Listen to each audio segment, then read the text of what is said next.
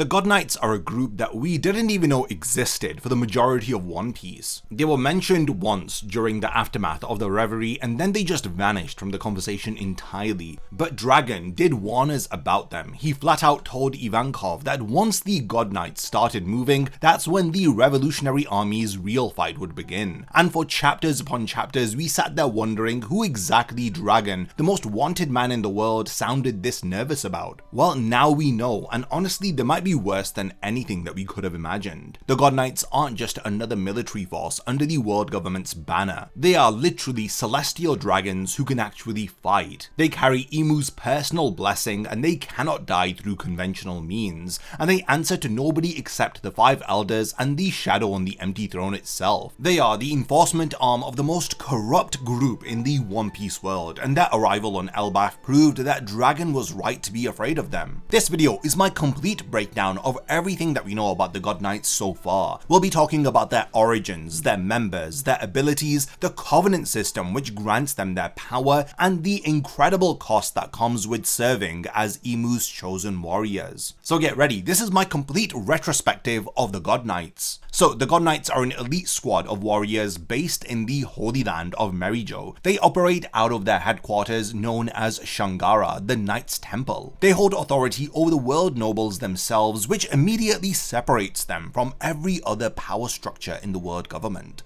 The Marines protect the Celestial Dragons from external threats. The God Knights police the Celestial Dragons from within. Their organizational hierarchy mirrors something closer to a military order than a government department.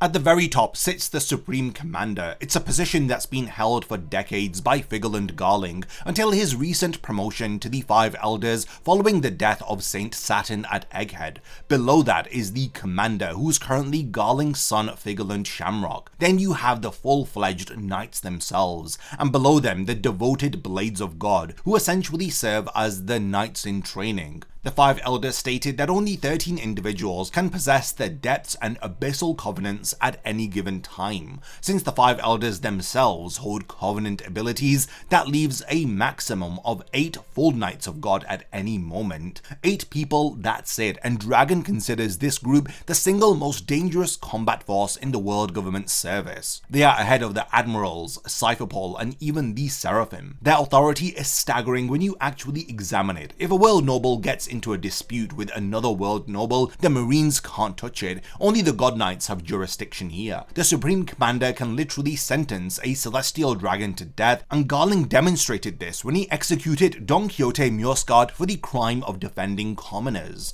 These aren't people who operate within the standard chain of command. They are way above it, and unlike their bubble-wearing cousins who can barely walk without a slave holding their hand, the God Knights dress very differently. They act totally differently, and they carry themselves like true warriors. They wear ornate black military uniforms during active duty, and they don't bother with the resin bubbles or the ridiculous noble hairstyles. Garling himself wore a black variant of the world noble's traditional robes. When Shamrock and Gunko traveled to Elbaf, they wore full cloaks with hoods to conceal their identities. When you strip away the fancy uniform and the combat ability, the God Knights are still Celestial Dragons at their core. They are, however, dramatically more well-informed than their pampered relatives. Gunko knew about the coming Great War and its implications for Elbaf. When Summers encountered Jaguar D Soul on Elbaf, he instantly recognized him as a former Vice Admiral and knew about his survival from the O'Hara incident just from looking at him.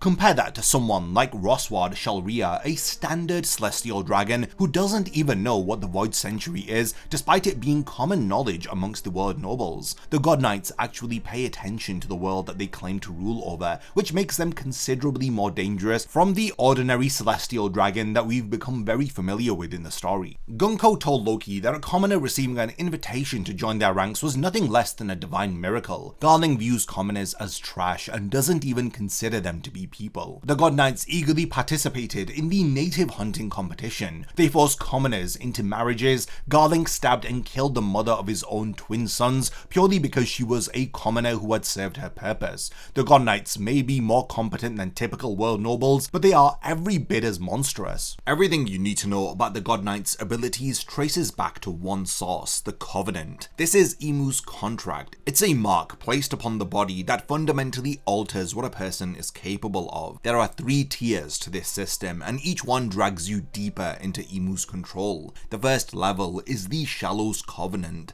This is what devoted blades receive when they begin their service. It marks them as a part of the system, but it doesn't grant the truly terrifying abilities to them. What you need to remember is that a devoted blade carrying only the Shallow's Covenant can still disobey Imu's will so long as they're physically away from Merijo. Shanks exploited exactly this loophole during Fisher Tiger's raid, using his position as a devoted blade to help free slaves while operating outside of the Holy Land's reach. The second level is the Depth's Covenant, reserved for full knights. This is where everything changes. When a devoted blade proves themselves worthy, they're brought before the Empty Throne to meet Imu personally. Most devoted blades don't even know Imu exists until that moment, which makes Gunko a strange outlier. She was somehow aware of Imu's existence even back when she was a devoted blade 38 years ago, and the reason for this exception has never been explained. It makes you wonder just what exactly Gunko's relationship with Imu actually is and how deep a connection to the ruler goes. Regardless, when a devoted blade is finally brought before the throne, Imu invokes the Depth's Covenant directly onto their body, and with it comes a package of abilities that transforms them from capable warriors into something genuinely nightmarish. They gain superhuman strength, access to the Abyss, which allows instantaneous travel across the entire world, or the ability to summon fellow knights to your location, as well as immortality. Actual functional immortality, as they regenerate from injuries that would kill anyone else. Usopp appeared to destroy part of Gunko's body during their fight on Elbaf, but she just reformed it like it never happened. Robin broke Summer's body with Clutch,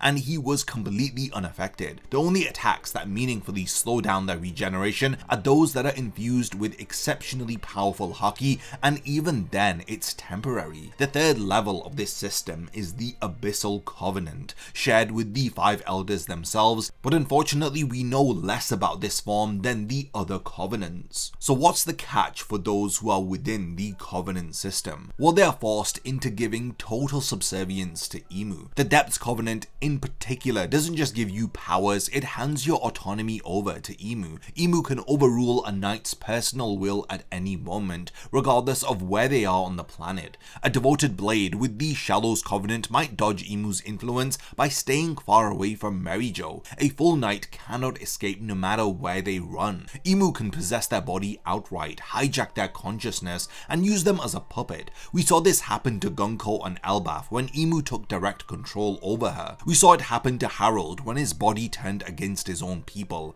and 38 years ago Imu used Saturn's body to personally appear at God Valley. The Covenant system is similar to selling your soul to the devil, but it's dressed up as divine elevation. You get immortality and incredible power. In exchange, you are no longer a person with free will. You're essentially a weapon that Imu can aim wherever they please. Garling is the most prominent God Knight within the story and one of the most despicable characters that Oda has ever written, and that's genuinely impressive considering the competition. 38 years ago at God Valley, he held the rank of Commander. He climbed to Supreme Commander over the following decade before being promoted to the 5 Elders after Saturn's death on Egghead, as he has inherited the title of Warrior God of Science and Defense. He also notably is the only current Elder who hasn't been confirmed to possess Devil Fruit powers. 48 years ago, Garling sailed to God Valley and discovered 2 things. The island was rich in resources and the Davy family was hiding there. He reported both findings to the 5 elders and specifically recommended that God Valley be selected as the next location for the native hunting competition. He knew exactly what that recommendation meant. He was condemning every person on that island, including the Davy bloodline that Imu had been trying to exterminate for 800 years, to a slaughter that's been disguised as a sport. The native hunting competition is pretty much a genocide, and the 5 elders were really pleased with Garling that he found a suitable location for it. During his visit on God Valley for the first time, Garling fathered 2 sons, Shamrock and Shanks, and this was with a local woman. The twins were born a year later, and when Garling returned to God Valley 2 years after his initial visit for the competition, the woman introduced him to the babies. Garling looked at his sons, found them adorable, and then casually informed their mother that God Valley wouldn't exist for much longer and that he'd already arranged an actual bride for himself. He stabbed her her before she could properly react, as he then had Satchel's Mafi retrieve the twins while the massacre began. At the start of the native hunting competition, the king of God Valley protested, having his own citizens called for sport. Garling immediately cut him down, earning himself a 10,000 point penalty for killing before the timer started. His response, he laughed it off, calling it a suitable handicap to make the competition more interesting. He then went on to rack up 100,000 points before the Rocks and Roger pirates crashed the party. When both pirate crews made landfall, Garling didn't panic, as he ordered the Marines to pull back and guard the Celestial Dragons, declaring that the God Knights would handle the pirates personally. He was confident, but he was wrong. Garling took on Roxty Zebek directly and got thoroughly beaten. His overconfidence crumbled the moment that he actually faced someone who could match his power, and Rox left him in pieces. The immortality kept him alive, but Rox's hockey-infused strikes slowed the regeneration enough that Garling was genuinely damaged by Rox's attacks. And here is where Garling earns the title of False Champion. After Emu's interference on God Valley, where they possessed Saturn's body, transformed Rox into a demon, and Roger and Gob combined their Supreme King Haki into one devastating attack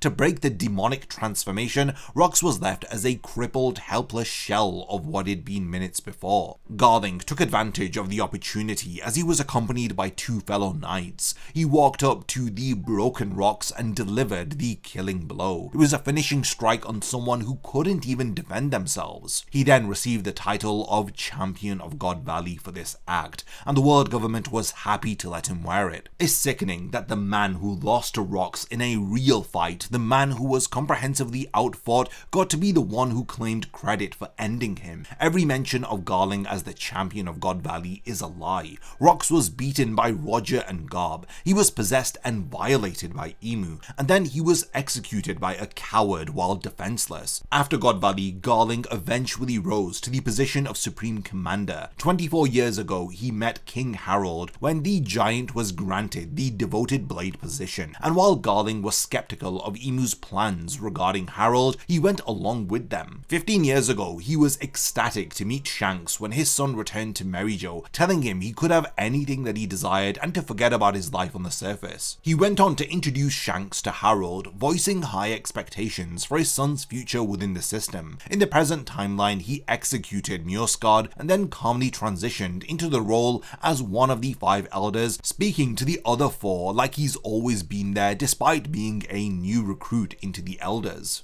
Oda confirmed that Garling is strong and that there's a reason for his strength, but the one thing we've consistently seen is that Garling's greatest talent isn't combat, it's his opportunistic nature. He discovers God Valley and turns it into a hunting ground. He finds the Davy family and hands them to Emu. He loses to Rox and then murders him while he's down. He executes Mjosgard to demonstrate authority. Every major action that Garling has taken is calculated in order to increase his own standing within the system. This brings us to Figarland Shamrock, who first appeared way back in chapter 907 during the Reverie arc, arriving at Merijo in disguise for a meeting with the 5 elders, informing them that he needed to discuss a certain pirate. We didn't know who he was at the time. We certainly didn't know that he was Shanks' identical older twin brother. The revelation that Shanks has an identical twin serving as commander of the God Knights fundamentally reframes so many earlier scenes in the series. The two were born on God Valley to a local woman, and after Garling killed their mother and took them,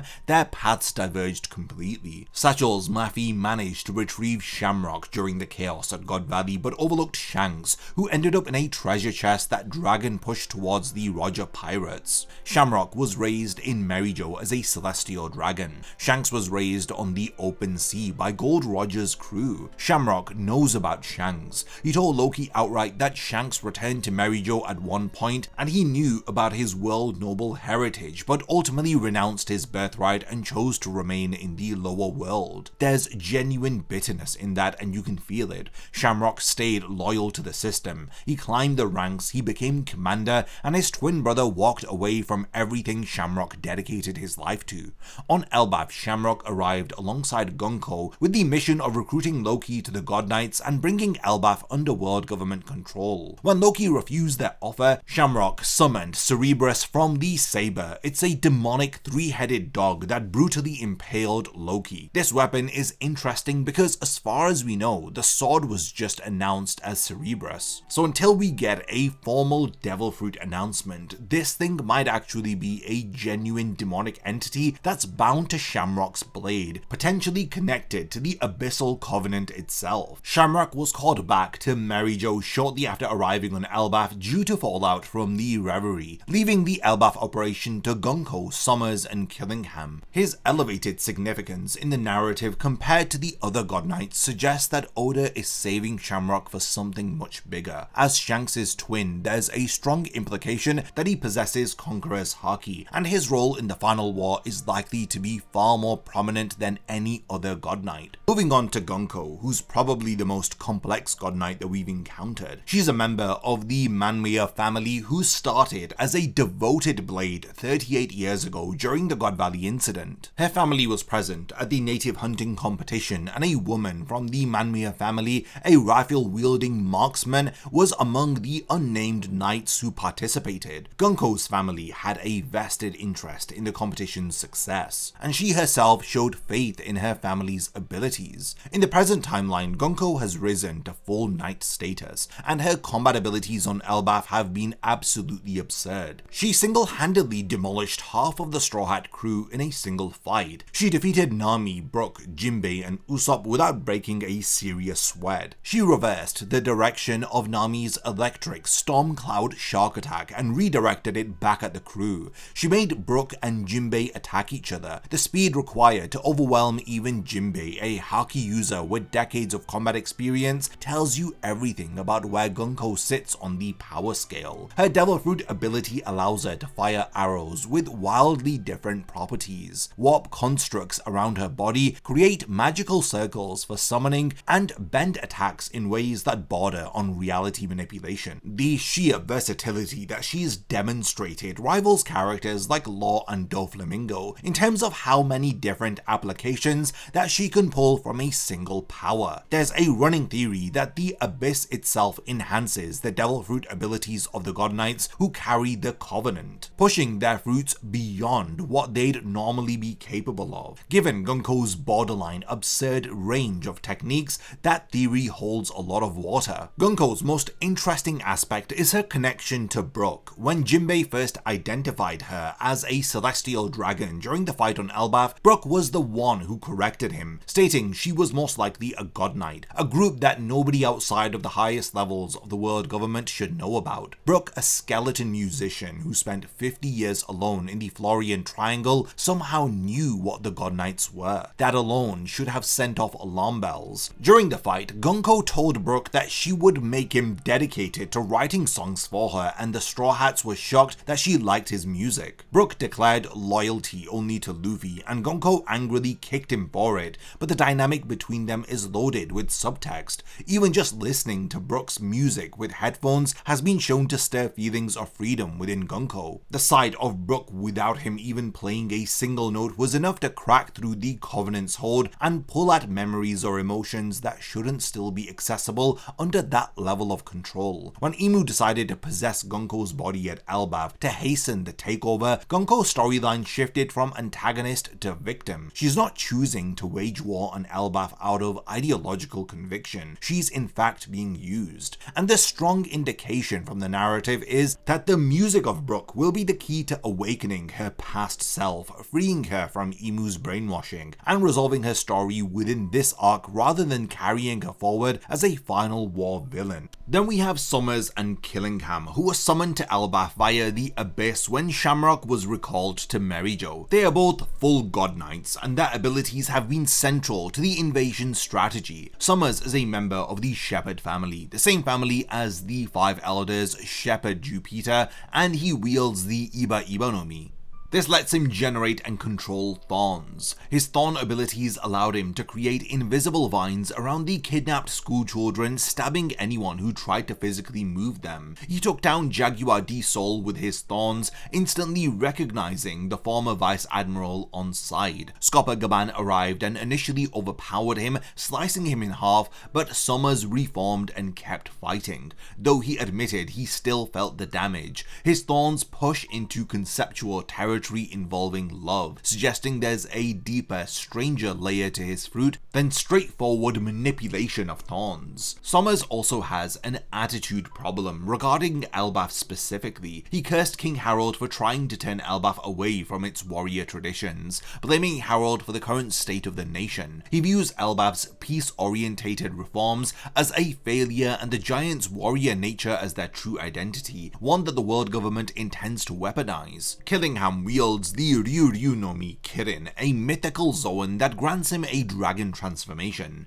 His abilities are nightmarish in the most literal sense. He can put people to sleep and manifest their fears as physical creatures. The MMA dream monsters that have been rampaging across Elbaf, he used this on these school children to generate an army of imaginary nightmares drawn from the kids' own subconscious terrors. In hybrid form, he personally led these MMA constructs in devastating assaults across Elbaf's landscape. These two were responsible for the ultimatum that forced Elder Jarl's hand. They kidnapped giant schoolchildren and threatened to kill them unless Jarl agreed to destroy the Owl Library and Walrus School, the educational institutions Harold had built as the foundation of Elbaf's cultural transformation. They pushed a child, Ronja, towards the edge of a branch as a demonstration of their willingness to follow through. The burning of the Owl Library symbolized the destruction of everything Harold fought to create. The two of them reported directly to Emu during the invasion, confirming their orders and continuing operations under the instruction to break the heart of Elbaf. Beyond the named members, we've seen several unnamed knights operating during the God Valley incident. A dark-haired woman wielding a lance wearing midriff-bearing armor appeared during Kuma's flashback and again in the current Elbaf flashback. The anime rendered her as a blonde, which is an inconsistency that'll likely be corrected. There's also an individual in a bovine skull mask carrying a scythe and an elderly creature with horns, bat-like wings and a fanged mouth framed by a fluffy beard who appeared during the God Valley flashback. Satchel's Mafi is another notable name. She was the knight Garling commissioned to retrieve his twin sons during the God Valley massacre. Mafi successfully grabbed Shamrock but missed Shanks entirely, which is arguably one of the most consequential errors in the history of One Piece. If Mafi had grabbed both twins, Shanks never ends up with the Roger Pirates. Luffy never gets the Straw Hat. The entire trajectory of the story pivots on this one knight failing to check a treasure chest properly. There's a broader question about how many God Knights exist from across the Celestial Dragon families. We know there are roughly 19 noble families. If each family sends even 2 or 3 of their strongest fighters, you're looking at potentially 50 or more individuals serving in some capacity within the God Knights extended structure, including devoted blades and squires. Not all of them will be relevant to the story, but the implication is that what we've seen so far on Elbaf is a fraction of the God Knights' total strength. In terms of devil fruit distribution, we've seen mythical Zoans from Killingham and powerful Paramecia types from Summers and Gunko, but notably 0 Logia users among the God Knights. The world government controls a massive portion of the planet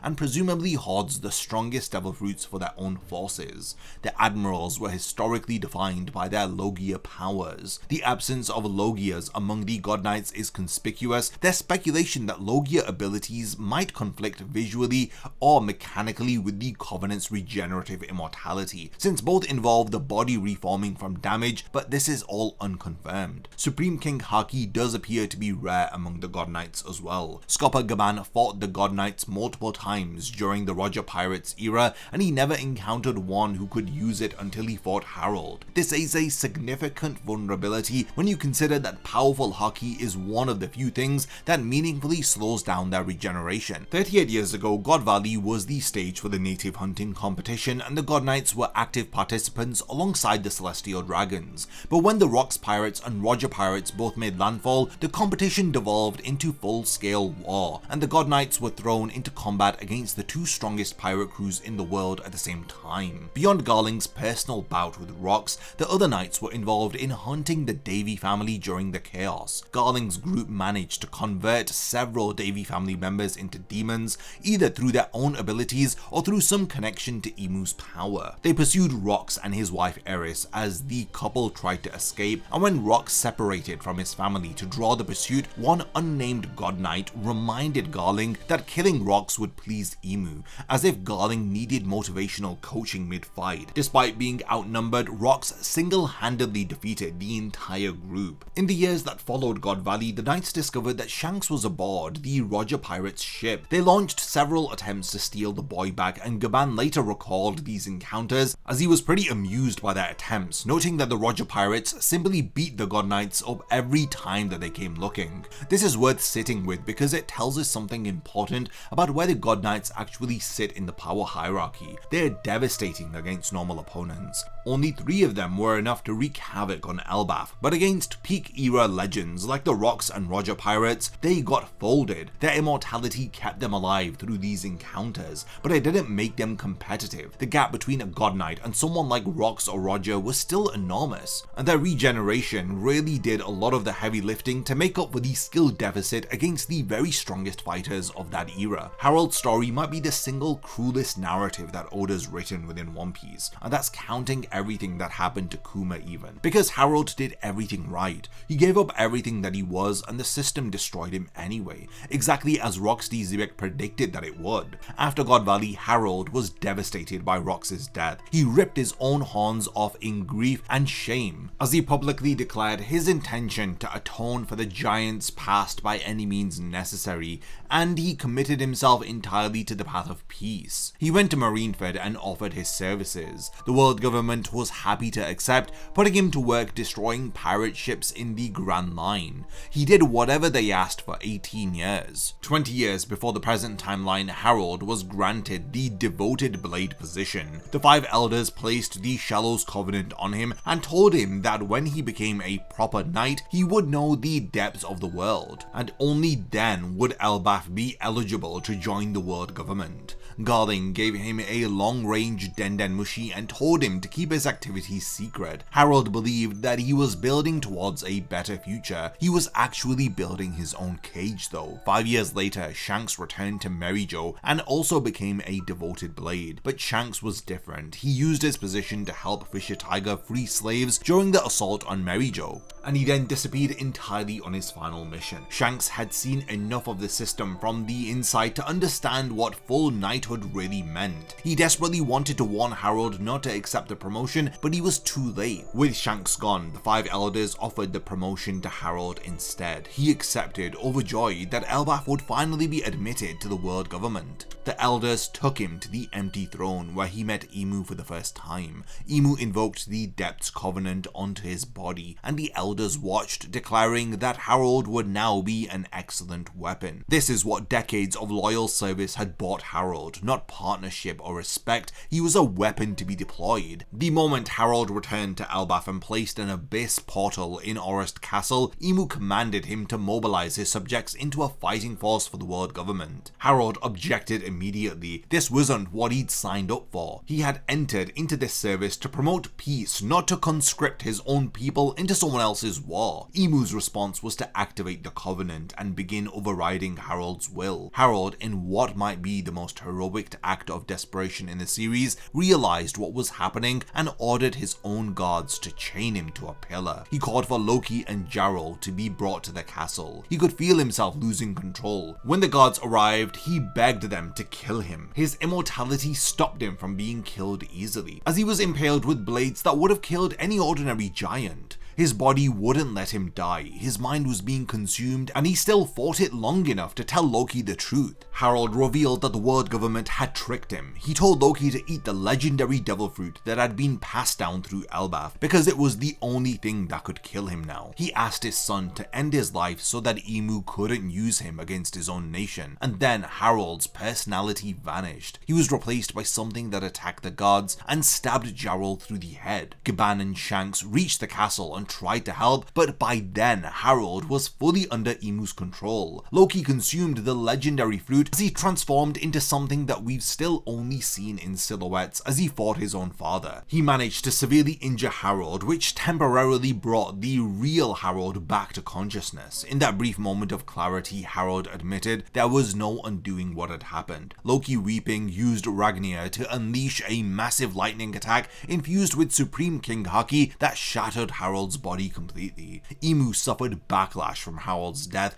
and privately revealed the truth to the Five Elders. They had never intended to let Elbaf join the world government. They couldn't. It wasn't because of Elbaf's military strength, but because of their history with the D. The entire arrangement, the 18 years of loyal service, the devoted blade position, the promised promotion, all of it was a trap designed to eventually enslave Elbaf's warriors. Rox was right. The world government was never going to accept Elbaf as an equal partner. Harald's dream of peaceful coexistence was impossible from the very start because the other side was never negotiating in good faith. At Loki's request, Jarl and the surviving gods withheld the truth about Harald's death and framed Loki as his father's murderer. Loki took the blame voluntarily, sacrificing his reputation and his freedom so that Elbaf would never know the world government had puppeted their beloved king. The gods who survived the castle massacre later joined Loki when he went to sea to attack the world government. These were the only people who knew the truth about what had really happened. Harald is currently the only confirmed Supreme King Haki user to have served as a God Knight. He's also proof that the system was designed to consume anyone who entered it, no matter how noble their intentions. This brings us to Shanks' connection to the God Knights, and this reframes his entire character. We know that he was found in a treasure chest and ended up with the Roger Pirates. Shanks eventually learned the truth about his heritage and made a conscious decision to return to Merijo. The original plan was for Shanks to receive the Depth's Covenant. When he vanished, that slot went to Harald instead. Shanks' escape directly delivered Harald into the trap that he was trying to warn him about. Shanks tried to reach Elbaf to speak to Harald outside of Merijo where Imu couldn't listen, but he was too late, and because Shanks had ran away, Harald got pulled deeper into the system that consumed him. And now more recently we have the Elbaf Invasion, which represents the best look that we've had at the God Knights in action. Shamrock and Gunko arrived via the Abyss with a dual objective. First, to recruit Loki to the God Knights, and second, to bring Elbaf under world government control by force. The world government's reasoning was explicitly stated by Gunko during the fighting. A great war is coming, and Elbaf's giants will likely determine which side wins. The same argument Rox made to Harald decades ago. The same reason Imu gave at God Valley for why giants needed to be controlled. This has been the world government's obsession for generations. After Loki refused the invitation repeatedly, the God Knights moved to Plan B. Shamrock was recalled to Merijo, and Summers and Killingham was summoned as replacements, with the school children taken hostage and the Owl Library burned to ash as the God Knights wasted little to no time dismantling the nation of Elbaf. Gunko demolished the Straw Hats, Robin couldn't scratch Summers, the giant warrior pirates were buried under MMA nightmares, and when Gaban arrived, where the children were being held, Gunko recognized that he was Colin's father. She threatened to kill the boy if Gaban did anything. The left hand of the Pirate King, knowing that he couldn't save his own son in time, surrendered without a fight. Gunko shot arrows through him and sent him plummeting down to the underworld. After the children cried out for Gaban, Gunko suddenly experienced a lost memory or a flash of herself with Brook from some unknown past. She rushed towards Brook in a frenzy, something deep inside her breaking through the Covenant's hold. But before she could reach him, Imu disrupted her movement and seized control of her body. Gunko's eyes shifted to Imu's, her hair grew longer, and the woman who had been reaching for a memory of music was gone, and she was replaced by the wicked ruler of the world. When Imu took full control, things escalated dramatically. They unleashed Supreme King Haki, knocking out swaths of giants, and began using Domi Reversi to transform the giant warrior pirates, including Dory and Broggy, into demons. The same technique used on rocks at God Valley is the same technique that was used on Harold, as Emu has effectively weaponized the entire population of Elbaf. Summers and Killingham both reported to Emu that operations were proceeding, and Emu commanded them to continue until the heart of Elbaf breaks. Emu explicitly said Elbaf would have been subjugated years ago if not for Harold's failure. Everything traces back to Harold. The God Knights are on Elbaf because Emu's first attempt to enslave the nation through Harold fell apart when Loki killed his father rather than let Emu use him. There's actually something really important that Gaban had told Luffy. The God Knights are not actually immortal. This statement carries enormous weight coming from someone who fought them multiple times during the Roger Pirates era. Gaban knows their capabilities intimately, and he's telling the future Pirate King that these things can be killed. The parallel to Shabodi Archipelago are not being unnoticed. On Shabodi, Rayleigh, the right hand of the Pirate King, introduced the concept of Haki as the counter to Logia intangibility that had seemed unbeatable for hundreds of chapters. On Elbaf, Gaban, the left hand of the Pirate King, appears positioned to teach the Straw Hats how to counter the Covenant's regeneration. The Abyss powers, the immortality, the possession, there has to be a technique or an application of Haki that breaks through it, and Gaban, whose son Colin was kidnapped by the Knights, has every motivation to arm Luffy's crew with whatever knowledge they need. Some people have also theorized about Law's potential future role. His Obi Obi no Mi has already demonstrated the ability to bypass conventional durability, as he damaged Big Mom without advanced Conqueror's Haki. If Emu's immortality, and by extension the Covenant's regeneration, stems from the Obi Obi no Mi's immortality operation, then Law's fruit might be uniquely positioned to counter the very foundation of the God Knights' power. The source of their apparent invincibility could be the exact ability that Law already possesses the counter to. Not all the God Knights are making it past Elbaf. Gunko's narrative is trending hard towards liberation through Brooks's music. Summers has been used as a punching bag enough times that Emu, who casually removes subordinates who failed him, likely considers him to be expendable. Killingham's nightmarish army feels specially tailored to this arc's conflict rather than something that gets recycled for a second round. This potentially leaves 5 God Knights for the final war, including whoever replaces the members lost on Elbaf. The system has already demonstrated that it actively recruits new members. Loki was offered a position, Harold was brought in from outside, the God Knights on Elbaf might fall, but there may well be replacements ready to take their place. Shamrock sits in a category above the rest. As Shanks' identical twin and the commander of the Knights, his elevated narrative importance suggests that Oda is saving him for a confrontation with a genuinely top-tier protagonist. Whether if that's Shanks himself, Luffy, or someone else entirely, Shamrock does feel like an endgame level opponent rather than someone who gets resolved in Elbaf. The Revolutionary Army is also in the crosshairs of the God Knights. Dragon and Ivankov specifically discuss the possibility that the God Knights would target Sabo as a new symbol of rebellion. When the God Knights do eventually mobilize against the revolutionaries in full force, that confrontation will be the moment Dragon's warning at the start of the story finally pays off. But yeah, we have reached the point of the video where I want to hand over the discussion to all of you. What are your thoughts about the God Knights? Which members interest you the most? Do you think that they'll all survive Elbaf, or are there some of them that are going down before the arc ends? Continue the discussion in the comments, and lastly, thanks for making it to the end of this one, and I cannot wait to see you in my next video. A massive thank you goes out to all of my amazing Patreon supporters for helping to make this video possible. If you also want to support the channel and see your name in the end of my videos, then check out my Patreon, which has loads of perks like early video access and so much more. Thank you for sticking around till the end of the video, and whatever you contribute will mean a lot to me.